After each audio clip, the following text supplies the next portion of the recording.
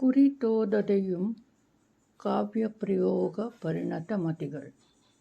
ಇದುವರೆಗೆ ಕನ್ನಡ ಲಿಪಿ ಮತ್ತು ಕನ್ನಡ ಭಾಷೆಯಲ್ಲಿ ಲಭ್ಯವಾಗಿರುವ ಕನ್ನಡ ಸಾಹಿತ್ಯ ಗ್ರಂಥಗಳಲ್ಲಿ ರಾಷ್ಟ್ರಕೂಟ ರಾಜವಂಶದ ದೊರೆ ಅಮೋಘವರ್ಷ ನೃಪತುಂಗನ ಆಸ್ಥಾನ ಕವಿ ಶ್ರೀವಿಜಯನು ರಚಿಸಿದ ಕವಿರಾಜಮಾರ್ಗ ಗ್ರಂಥವು ಮೊದಲನೆಯದಾಗಿದೆ ಎಂದು ವಿದ್ವಾಂಸರ ಮತವಾಗಿದೆ. ಈ ಗ್ರಂಥವು ಕನ್ನಡದ ಪ್ರಾಚೀನ ಅಲಂಕಾರ ಲಾಕ್ಷಣಿಕ ಗ್ರಂಥವಾಗಿದೆ. ಈ ಗ್ರಂಥದಲ್ಲಿ ಕವಿ ಸಾಂದರ್ಭಿಕವಾಗಿ ಆ ಕಾಲದ ಒಂದು ನಿರ್ದಿಷ್ಟ ಪ್ರದೇಶದ ತಿರುಳುಗನ್ನಡದ ಗಡಿಯನ್ನು ನಿರ್ದೇಶಿಸಿ ಆ ನಾಡವರ್ಗಳ ವರ್ಣನೆ ಮಾಡುತ್ತಾ ಅವರ ಕಾವ್ಯಶಕ್ತಿಯನ್ನು ಕುರಿತು ಹೆಮ್ಮೆಯಿಂದ ಹೇಳಿಕೊಂಡಿದ್ದಾನೆ. ಪದನರಿದು ನುಡಿಯಲುಂ ನುಡಿದುದನರಿತು ಆರೈಯಲುಂ ಆರ್ಪರ ನಾಡವರ್ಗಳ್ ಕುರಿತೋದದೆಯುಂ ಕಾವ್ಯ ಪ್ರಯೋಗ ಪರಿಣತ ಮತಿಗಳ್ ಎಂದು ಕವಿರಾಜಮಾರ್ಗಕಾರ ಹೇಳಿದ ಮಾತಿನ ಪರವಾಗಿ ನಿಲ್ಲುವ ಹಾಗೂ ಹಾಡುವಾಗ ಚೌಪದಿಯಾಗಿ ಪರಿವರ್ತಿತವಾಗುವ ಕೆಲವು ಜನಪದ ಗೀತೆಗಳನ್ನು ಇಲ್ಲಿ ಎತ್ತಿಕೊಂಡು ಈ ಬರಹವನ್ನು ಸಿದ್ಧಪಡಿಸಲಾಗಿದೆ. ಈ ಪದ್ಯಗಳು ಉತ್ತರ ಕನ್ನಡ ಜಿಲ್ಲೆಯ ಅಂಕೋಲೆಯ ತಾಲೂಕಿನ ಸುತ್ತಲಿನ ಹಳ್ಳಿಗಳ ನಾಡವರ ಉಪಭಾಷೆಯಲ್ಲಿವೆ. ಅವುಗಳಲ್ಲಿ ಒಂದು ಈ ಕೆಳಗಿನಂತಿದೆ. ಪದ್ಯ 1. ನಿಟ್ಟೂರೇ ಬಂದವೆ ಮುತ್ತು ಬಾಲೆಯಗೆ ನಿಟ್ಟೂರಿಯಲ ನಿರ್ವಾಣ ನಿಟ್ಟೂರಿಯಲ ನಿರ್ವಾಣ ಗೋಕದ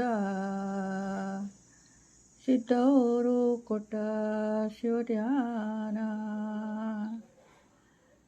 ನಿಟ್ಟೂರೇ ಬಂದವೆ ಮುತ್ತು ಬಾಲೆಯಗೆ ನಿಟ್ಟೂರಿಯಲ ನಿರ್ವಾಣ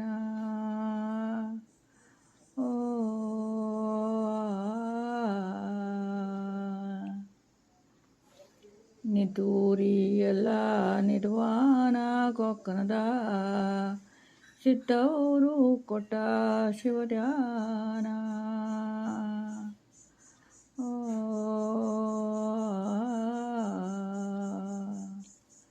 ಈ ಪದ್ಯದಲ್ಲಿಯ ಕೆಲವು ಶಬ್ದಗಳನ್ನು ಶಿಷ್ಟ ಭಾಷೆಗೆ ಹೊಂದಿಸಿದಾಗ ಈ ಕೆಳಗಿನ ಬದಲಾವಣೆಗಳಾಗುತ್ತವೆ. ನಿಟ್ಟೂರೇ ನಿದ್ದೆ, ಬಂದವೆ ಬಂದವು, ಸಿದ್ಧವರು ಸಿದ್ಧರು, ಶಿವಧ್ಯಾನ ಎಂದಾಗುತ್ತದೆ. ಬಾಲಯ್ಯ ಇದ್ದಲ್ಲಿ ಬಾಲಮ್ಮ ಎಂದು ಬದಲಿಸಿಕೊಳ್ಳಬಹುದು ಅಥವಾ ಬಾಲಕನ ಅಥವಾ ಬಾಲಕಿಯ ಹೆಸರನ್ನು ಸೇರಿಸಿಕೊಳ್ಳಬಹುದು. ಇಲ್ಲಿ ಹಾಡುವವರು ಮೂಲತಃ ತಾಯಿ. ಇವಳು ಶಿಶುವಿನ ನಿದ್ದೆಯನ್ನು ಸಿದ್ಧವರು ಕೊಟ್ಟ ಶಿವಧ್ಯಾನ ಎನ್ನುತ್ತಾಳೆ. ಸಿದ್ಧವರು ಯಾರು? ಈ ಹಾಡುಗಾರ್ತಿಯ ಪರಿಸರದ ನಾಡವರಿಗೆ ಸಿದ್ಧವರು ಅಥವಾ ಸಿದ್ಧರು ಮುಖಾಮುಖಿಯಾದದ್ದು ಯಾವಾಗ ಮತ್ತು ಹೇಗೆ? ಇದಕ್ಕೆ ತಕ್ಕ ದಾಖಲೆಗಳು ಸಿಗುವುದಿಲ್ಲ.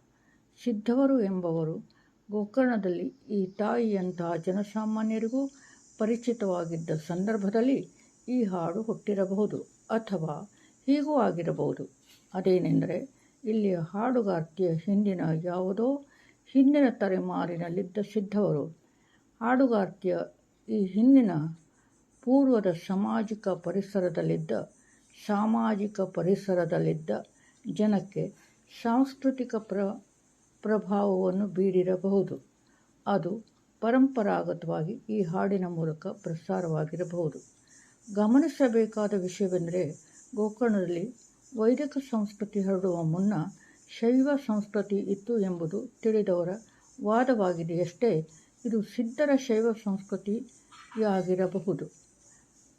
ಸಂಸ್ಕೃತ ಭಾಷೆಯಲ್ಲಿ ಸಿದ್ಧ ಅಂದರೆ ಪರಿಪೂರ್ಣನಾದವನು ಎಂದು ಅರ್ಥವಿದೆ. ಇದು ಉನ್ನತ ಮಟ್ಟದ ದೈಹಿಕ ಮತ್ತು ಆಧ್ಯಾತ್ಮಿಕ ಪರಿಪೂರ್ಣತೆಯನ್ನು ಸೂಚಿಸುತ್ತದೆ.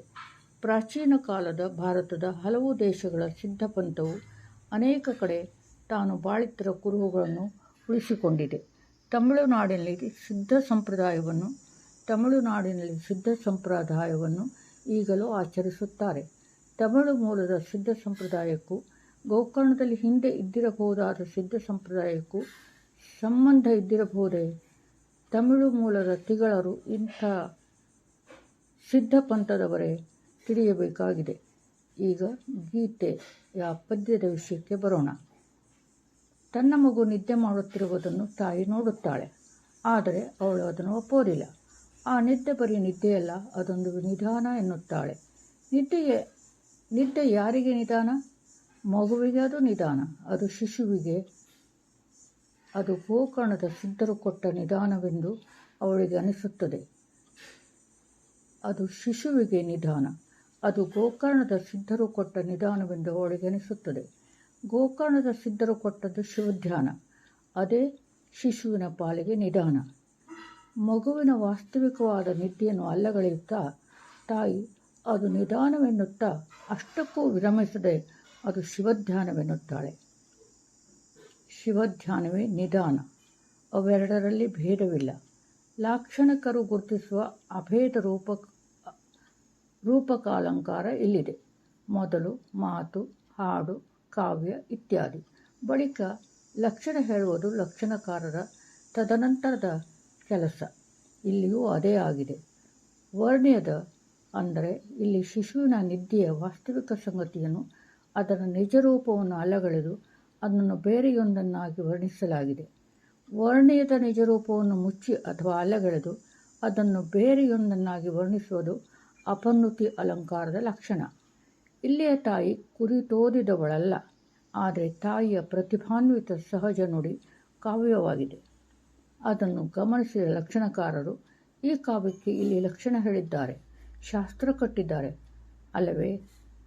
ಇಲ್ಲಿ ವರ್ಣ್ಯವು ನಿದ್ದೆ, ಇದು ಸತ್ಯ ಸಮಾಚಾರ.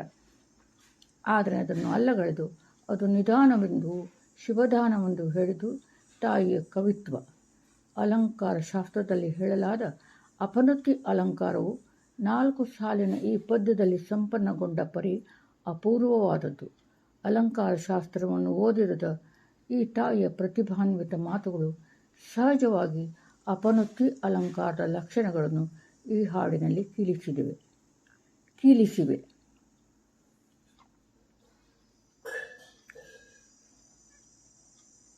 ಕುರಿತೋದದೆಯುಂ ಕಾವ್ಯ ಪ್ರಯೋಗ ಪರಿಣತ ಮತಿಗಳು.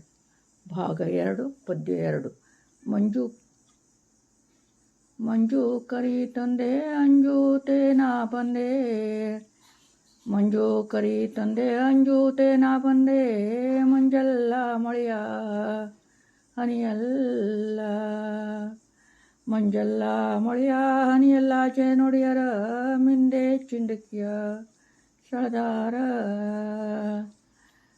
ಮಂಜಲ್ಲ ಮಳೆಯ ಹನಿಯಲ್ಲ ನುಡಿಯರ ಮಿಂದೆ ಚಿಂಡಕಿಯ ಸಳದಾರ.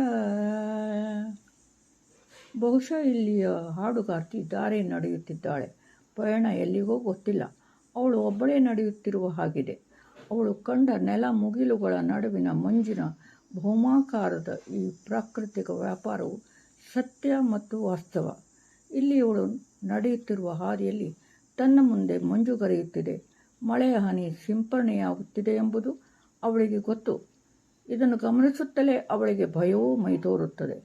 ಆದರೆ ಇದುವರೆಗೆ ಕೆಲವು ಕ್ಷಣಗಳ ಹಿಂದೆ ಮಂಜುಗರೆಯುವುದು, ಮಳೆಯ ಹನಿಗಳು ಪ್ರತ್ಯಕ್ಷವಾಗಿ ಅವಳಿಗೆ ಕಣ್ಣಿಗೆ ಕಟ್ಟಿದ್ದರೂ ಈಗ ಕೆಲವೇ ಕ್ಷಣಗಳಲ್ಲಿ ಅದು ಮಂಜಲ್ಲ, ಮಳೆಯ ಹನಿಯಲ್ಲ ಎಂದು ಈವರೆಗೆ ತಾನು ಕಂಡದ್ದನ್ನು ಅಲ್ಲಗಳೆಯುತ್ತಾಳೆ.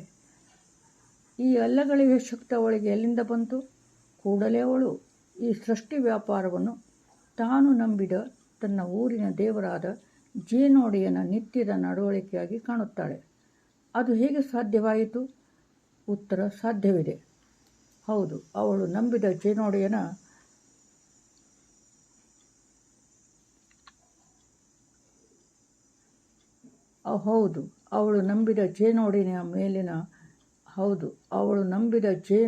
ಮೇಲಿನ ಅಗಾಧ ನಂಬಿಕೆಯಿಂದ. ಈಗ ಅಲ್ಲಿ ಹರಡಿದ್ದ ಮಂಜು ಅವಳ ಕಣ್ಣಿಗೆ ಮಂಜಾಗಿ ಕಾಣುವುದಿಲ್ಲ. ಅವಳ ಭಯ ಮಾಯವಾಗುತ್ತದೆ, ಅಭಯ ಮೈದುಂಬಿಕೊಳ್ಳುತ್ತದೆ. ಆದ್ದರಿಂದ ಅವಳ ಎದುರಿಗಿರುವ ಮಂಜನ್ನು ಅವಳು ಇದು ಮಂಜಲ್ಲ, ನೀರ ಹನಿಯಲ್ಲ ಎಂದು ಸಗಟ್ಟಾಗಿ ಅಲ್ಲಗಳೆಯುತ್ತಾಳೆ. ಹಾಗಾದರೆ ಅವಳ ಮುಂದೆ ನಡೆಯುತ್ತಿರುವ ಭೂಮಿ ಮೋಡಗಳ ನಡೆಯುವ ಈ ಪ್ರಕ್ರಿಯೆ ಏನು? ಅದಕ್ಕೆ ಅವಳೇ ಉತ್ತರ ಹೇಳುತ್ತಾಳೆ. ಜೇನೊಡೆಯರ ಮಿಂದೆ ಚಿಂಡಕಿಯ ಸೆಳೆದಾರೆ ಎಂದು ತಾನು ಈಗ ಕಂಡ ಹೊಸ ಸತ್ಯವನ್ನು ಒರೆಯುತ್ತಾಳೆ. ಈಗ ಭಕ್ತಿಯ ಆವರಣದಲ್ಲಿ ಪ್ರಾಪಂಚಿಕ ಇಂದ್ರಿಯ ವ್ಯಾಪಾರ ಅವಳ ಹಿಡಿತಕ್ಕೆ ಹತೋಟಿಗೆ ಬಂದಿದೆ. ಇಂದ್ರಿಯಗಳು ಹಿಡಿತಕ್ಕೆ ಬಂದಿರುವ ಭಕ್ತರಿಗೆ ಬೆಂಕಿ ಸುಡುವುದಿಲ್ಲವಂತೆ, ನೀರು ತೊಯಿಸುವುದಿಲ್ಲವಂತೆ. ಇದು ದಾರ್ಶನಿಕರ ಮಾತು. ಇಲ್ಲಿಯೂ ಇದೇ ಆಗಿದೆ. ಜೇನೊಡೆಯನ ನಡವಳಿಕೆ ಮಾತ್ರ ಅವಳ ಅಂತರಾಳದಲ್ಲಿ ಉಳಿಯುತ್ತದೆ.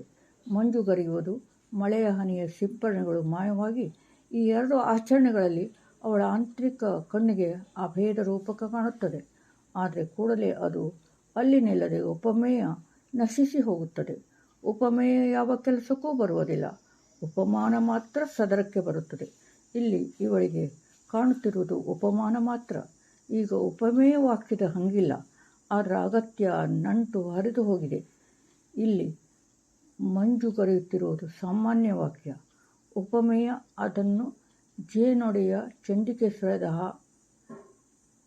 ಚಂಡಿಕೆ ಸೆಳೆದಾಗ ಹೊರಹೊಮ್ಮಿದ ತುಂತುರು ಹನಿಗಳಿಗೆ ಹೋಲಿಸುವುದು ಉಪಮಾನ. ಅಸಾಮಾನ್ಯ ವಾಕ್ಯ ಅಭೇದವಾಗಿ ಹೋಲಿಸಲಾಗಿದೆ. ಇದನ್ನು ನಾವು ಅರ್ಥಾಂತರ್ನ್ಯಾಸ ಎನ್ನಬಹುದಲ್ಲವೇ? ಇಲ್ಲ. ಯಾಕಂದರೆ ಆದರೆ ಇಲ್ಲಿ ಉಪಮಾನದಿಂದ ಉಪಮೇಯದ ಸಮರ್ಥನೆ ಇಲ್ಲ. ಇಲ್ಲಿ ಉಪಮಾನವನ್ನು ಮಾತ್ರ ವೈಖರಿಸುವುದಲ್ಲದೆ ಉಪಮೇಯವನ್ನು ಅಲ್ಲಗಳೆಯಲಾಗುತ್ತದೆ. ಆದ್ದರಿಂದ ಇದು ಅಪನ್ನತಿ ಅಲಂಕಾರ. ಇಲ್ಲಿ ಜೇನೊಡೆಯ ಯಾರು? ಜೇನೊಡೆಯ ಇಲ್ಲಿಯ ಜನಸಾಮಾನ್ಯರು ಗುರುತಿಸುವ ಜೈನಬೀರ. ಜೈನಬೀರ ಮಂಜಿನಲ್ಲಿ ದಾರಿ ನಡೆಯುತ್ತಿರುವವಳ ಊರಿನ ಒಂದು ಜನಪದ ದೇವರು. ಆದರೆ ಇಲ್ಲಿ ಹೇಳಲಾದ ಈ ದಾರ್ಶನಿಕ ಸತ್ಯ ಆವಿರ್ಭವಿಸಿರುವುದು ಅವಳ ಭಕ್ತಿಯ ಪರಾಕಾಷ್ಠೆಯ ಪರಿಣಾಮವಾಗಿ. ಆವಿರ್ಭವಿಸಿದ ಭೌಮಾಕಾರದ ಭ್ರಮಾಪೂರಿತ ಶ್ರದ್ಧಾಲೋಕದಲ್ಲಿ ದೇವರು ಇದ್ದಾನೋ ಇಲ್ಲವೋ ಅದು ಇಲ್ಲಿ ದೊಡ್ಡ ವಿಷಯವಲ್ಲ. ಅವನ ಪಾಡಿಗೆ ಅವನು ಇರಲಿ ಇಲ್ಲದಿರಲಿ ನಾವು ಮನುಷ್ಯರು ನಮ್ಮ ಭವಿಷ್ಯದ ನಿತ್ಯ ಕೆಲಸದಲ್ಲಿ ತೊಡಗುತ್ತೇವೆ ಅಲ್ಲವೇ? ಅವನು ಇಲ್ಲದ ಸಂಗತಿ ನಿತ್ಯದ ನಮ್ಮ ವ್ಯವಹಾರದಲ್ಲಿ ಪ್ರಸ್ತುತವಾಗುವುದಿಲ್ಲ. ದೇವರಿದ್ದಾನೆ ಎನ್ನುತ್ತಾ ನಾವು ಕುಣಿದು ಕುಪ್ಪಳಿಸುವುದಿಲ್ಲ. ದೇವರಿಲ್ಲ ಎನ್ನುತ್ತಾ ನಿತ್ಯದ ಊಟ ಬಿಟ್ಟು ಕುಳಿತುಕೊಳ್ಳುವುದಿಲ್ಲ. ಜನಸಾಮಾನ್ಯರ ಜೀವನದಲ್ಲಿ ದೇವರು ದೊಡ್ಡವನೋ ಸಣ್ಣವನು ಎನ್ನುವುದು ಕೂಡ ಪ್ರಸ್ತುತವಾಗುವುದಿಲ್ಲ. ಇಲ್ಲಿಯ ಭಕ್ತಳು ತನ್ನ ಊರಿನಲ್ಲಿ ಈಶ್ವರ ದೇವರು ದೇವಸ್ಥಾನದಲ್ಲಿರುವಾಗ ಅಷ್ಟು ದೂರದ ಕೇದಾರನಾಥನ ನೆನಪನ್ನು ಕೂಡ ಮಾಡುವುದಿಲ್ಲ. ಅಂಥದ್ದೊಂದು ದೇವರಿದ್ದಾನೆಂದು ಅವಳಿಗೆ ಗೊತ್ತೂ ಇಲ್ಲ. ಇಲ್ಲಿ ಅವಳಿಗೆ ಕಾಣುತ್ತಿರುವುದು ತಾನು ನಂಬಿದ ಜೇನೊಡೆಯನ ಮಿಂದು ಚಂಡಿಕೆಯ ಸೆಳೆಯುವ ನಿತ್ಯದ ಕ್ರಿಯೆ ಮಾತ್ರ. ಇಲ್ಲಿಯ ಜೇನೊಡೆಯ ಅವಳ ಊರಿನ ಜನರಂತೆ ತಲೆಬೋಳಿಸಿ ಚಂಡಿಕೆ ಬಿಟ್ಟಿದ್ದಾನೆ. ಯಾವುದೋ ಕಾಲದ ಧರ್ಮಲೇಪಿತ ಸಾಮಾಜಿಕ ರಿವಾಜಿನಂತೆ ಅವಳ ಊರಿನ ಜನ ಮಂಡೆ ಬೋಳಿಸಿ ಚಂಡಿಕೆ ಬಿಟ್ಟಿದ್ದಾರೆ. ಭಕ್ತರ ಸಂದರ್ಭದಲ್ಲಿ ಭಕ್ತರ ದೇವರು ಹಾಗೆಯೇ ಅಲ್ಲವೇ? ಇಲ್ಲಿ ಜೇನೊಡೆಯ ಸಹಜವಾಗಿ ಚಂಡಿಕೆ ಬಿಟ್ಟಿದ್ದಾನೆ. ಮಿಂದಾಗ ಚಂಡಿಕೆಯನ್ನು ಒದ್ದೆ ಮಾಡಿಕೊಂಡಿರುವ ನೀರನ್ನು ಹೊರಹಾಕಲು ಚಂಡಿಕೆಯನ್ನು ಕೊಡಬೇಕಷ್ಟೇ. ಚಂಡಿಕೆಯನ್ನು ಕೊಡವಿದಾಗ ಅಲ್ಲಿರುವ ನೀರು ತುಂತುರು ಹನಿಯಾಗಿ ಸಿಂಪರಣೆಯಾಗುತ್ತದೆ. ವಿಷಯ ಇಷ್ಟೇ ಆದರೆ ಅವಳಿಗೆ ಭಯವೆಲ್ಲಿ? ಅವಳ ಭಕ್ತಿಯ ಪರಾಕಾಷ್ಠತೆಗೆ ಇಲ್ಲಿ ಅಗಾಧವಾದ ಮಹತ್ವ ಬಂದಿದೆ. ಈಗ ಜೇನೊಡೆಯ ಆ ಚಿಕ್ಕ ಗುಡಿಯೊಳಗಿನ ಕಲ್ಲಿನ ಮೂರ್ತಿಯಲ್ಲ, ಅಜಾನು ಬಾಹುಗಳನ್ನುಳ್ಳ ನೆಲಮುಗಿಲುಗಳನ್ನು ಆವರಿಸಿಕೊಂಡ ಭೌಮಾಕಾರದ ವ್ಯಕ್ತಿ. ಅವನ ಚಂಡಿಕೆ ಸಿಡಿಸಿದ ಸೇರ್ಪಣಿ ಅವಳ ಮುಂದೆ ಮಂಜಿನ ಮೋಡವಾಗಿ ಹರಡಿದೆ. ಇದು ಭಕ್ತಿ ನೆಲೆಯಲ್ಲಿ ಹುಟ್ಟಿದ ಒಂದು ನಂಬಿಕೆಯ ದ್ಯೋತಕ. ಜೇನೊಡೆಯರ ಮಿಂದೆ ಚಿಂಡಿಕೆಯ ಸೆಳೆದಾರೆ ಎಂದು ತಾನು ಕಂಡ ಸತ್ಯವನ್ನು ಒರೆಯುತ್ತಾಳೆ. ವಾಸ್ತವಿಕ ಪ್ರಪಂಚದ ಮಂಜಿನ ಮಳೆಯ ಹನಿ ಅವಳ ಭಕ್ತಿಯ ಪರಾಕಾಷ್ಠೆಯ ಪರಿಣಾಮವಾಗಿ ಭಾವಪ್ರಪಂಚದಲ್ಲಿ ಈ ಭವ್ಯವಾದ ಹೊಸ ಸತ್ಯ ಆವಿರ್ಭವಿಸಿರುವುದು ಭೌಮಾಕಾರದ ಭ್ರಮಾಪೂರಿತ ಶ್ರದ್ಧಾಲೋಕದಲ್ಲಿ. ದೈವ ನಂಬಿಕೆ ಅವಳಿಗೆ ಆತ್ಮಸ್ಥೈರ್ಯವನ್ನು ನೀಡಿದೆ. ದೈವೀ ಕೃಪೆ ಎಂಬ ಭ್ರಮೆಯ ಆವರಣದಲ್ಲಿ ಅವಳು ಭೌತಿಕ ಮಂಜಿಗೆ ಹೆದರದೆ ನಿರ್ಭಯವಾಗಿ ದಾರಿ ನಡೆಯುತ್ತಾಳೆ. ಈ ಪದ್ಯಗಳು ಭಕ್ತಿಯ ಪರಾಕಾಷ್ಠತೆಯ ಮಹಿಮೆಯನ್ನು, ದೈವನಂಬಿಕೆಯ ಸಾರ್ಥಕ್ಯವನ್ನು ಸಾರುವ ದಾರ್ಶನಿಕ ಚೌಕಟ್ಟಿನ ಪುಟ್ಟ ಮಹಾಕಾವ್ಯಗಳು.